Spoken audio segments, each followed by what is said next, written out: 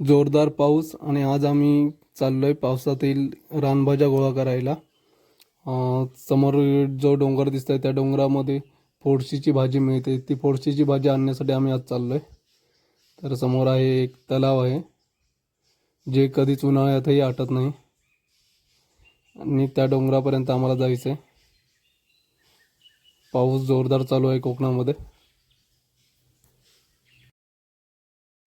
ही आहे भारंगीची भाजी. ती जून झालेली आहे.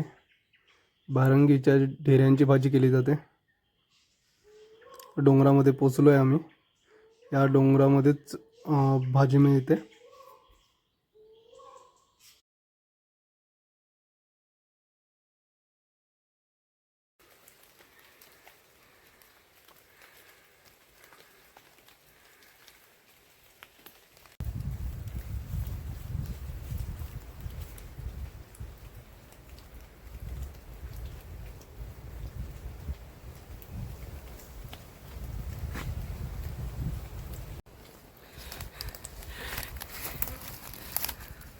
ही आहे फोडशीची भाजी.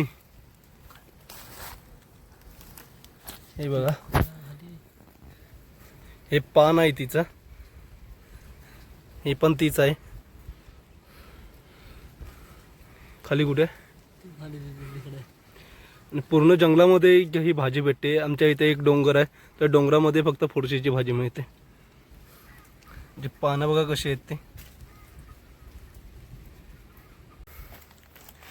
एकाच ठिकाणी आम्हाला भाजी भेटली जास्त. ही बघा किती आहे.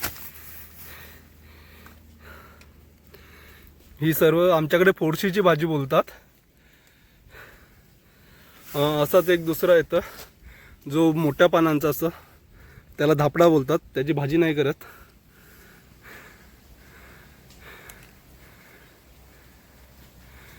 हे पूर्ण ह्याला सर्व भाजीच आहे.